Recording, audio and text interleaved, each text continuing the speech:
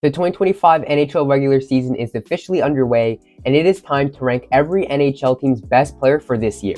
So let's jump right into it. Starting off with the Anaheim Ducks, I'm going with the veteran defenseman Cam Fowler. Fowler is going into his 15th NHL season, and with that, he brings a lot of experience to a very young Ducks team. Fowler plays the first power play and penalty kill units, and is a very solid all-around defenseman. He's a very consistent player as well who doesn't miss many games. Moving on to the Boston Bruins, we have one of the league's top goal scorers, David Pastrnak. In 2024, Pastrnak finished the season 7th in league in goals with 47, and he won the Rocket Richard a few years ago in 2020 with 48 goals. Pastrnak has a very heavy, quick, and accurate shot, which makes him a very dangerous threat, even strength, and even more so on the power play. On to the Buffalo Sabres, we have the brand new captain of the team, Rasmus Dahlin. Last season, Dahlin scored a very impressive 59 points in 81 games as a young defenseman. Dahlin is big at 6'3", he's good defensively, and is proven by his point totals, very good offensively as well. I expect to see Dahlin take some big steps forward this season, and maybe hit the 65-point mark as the captain of the squad, and become a franchise player in just a couple years. For the Calgary Flames, we have yet another defenseman, Mackenzie Weegar. Weegar is a type of defenseman who could play all situations and everywhere on the ice. He consistently plays over 20 minutes a game and is a good puck mover along with solid offensive awareness. In 2024, he scored 52 points in a full 82 games, and he can play with pretty much anyone. Next up, we have the Carolina Hurricanes, and I'm going with Sebastian Aho. Aho plays the first power play unit and the second penalty kill unit, which makes him a pretty versatile player. Last year, he netted 36 goals and 89 total points for a new career high. Overall, Sebastian Aho is an elite two-way centerman. Moving now on to the Chicago Blackhawks, and I'm going with the young phenom himself, Connor Bedard. Even though he's only 19 years old and going into his sophomore season, he's already the best on his team. Last year, he scored 22 goals and 61 points in 68 games. He already has one of the best shots in the entire league, as it's not only dead accurate, but can also get them off incredibly quick. Bedard is not only going to be elite this season, but will soon become one of, if not the best player in the league. Moving on to the Colorado Avalanche, we have one of the best players in the league, Nathan MacKinnon, but Cale Makar is extremely close behind. MacKinnon just gets better every year as he reached a new career high in goals and points last season with 51 goals and 140 points. He's one of the fastest players in the league and also has a sweet pair of hands to go along with it. Last season, he took home both the Hart Trophy and the Ted Lindsay Award. Next up for the Columbus Blue Jackets, I'm going with Zach Werenski. Werenski plays a ton of minutes as the Jackets' top defenseman. Not only is he good defensively, but he's also great offensively, putting up 11 goals and 57 points in 70 games last season. Moving on to the Dallas Stars, I'm going with Miro Heiskanen. Heiskanen hasn't won a Norris yet, but he's consistently placing top 10 in voting, and he's one of the NHL's top defensemen. He's probably a top 3 defensive defenseman, but can also provide some offense with 54 points in 71 games last year. He also played an insane amount of minutes as well, and overall is an elite all-around defenseman. For the Detroit Red Wings, we have the captain of the squad, Dylan Larkin. Larkin is definitely a talent guy and has one of the highest top speeds in the entire league. Whenever he's on the ice, you need to be worrying about him getting a breakout pass because he will be gone. Last year, he just got over a point per game with 69 points in 68 games. The Oilers is an easy one because we have the best player in the world, Connor McDavid. McDavid is better than everyone in almost every way. He has the fastest speed, some of the best hands, and a ridiculous shot. In 2024, McDavid scored an insane 32 goals and 100 assists for 132 total points. This season, he will hit the 1,000 point mark, very likely before he plays his 700th career game. Although he couldn't capture the ultimate goal last year, he still went home with the Conn Smythe for playoff MVP. For the Florida Panthers, we have an elite two-way centerman, Alex Barkov. This season, he finally proved that he was a very underrated player by winning the Selke, along with being the captain of the cup-winning team. He's also above a point per game player with 80 points in 73 games. Barkov is truly elite all around, and he is a very well-rounded player who's good everywhere. Moving on to the LA Kings, and I'm going with Anze Kopitar. Although age might be catching up to him, he's still a very good two-way centerman. Even when he has a slump offensively, his defensive game is still amazing. Last year, he scored 70 points in 81 games while staying more than reliable defensively.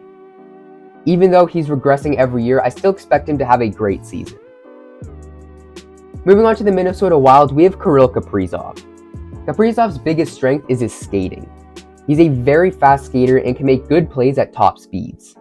Last season, he used this speed to help him score 96 points in 75 games. 46 of those were goals, which put him 8th in the league in goal scoring.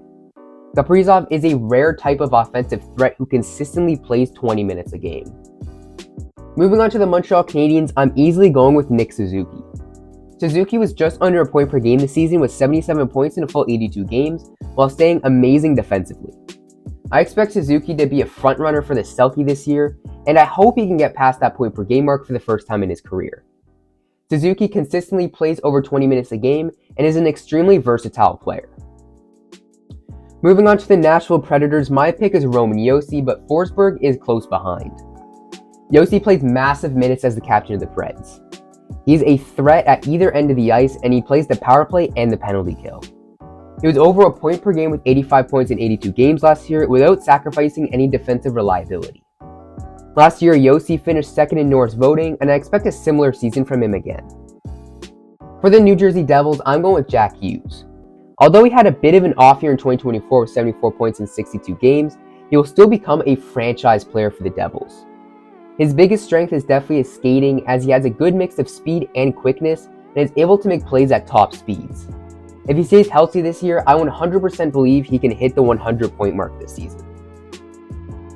Next up for the New York Islanders, we have Noah Dobson. Dobson is a very good all-around defenseman who can score on offense and prevent the other team from scoring on defense.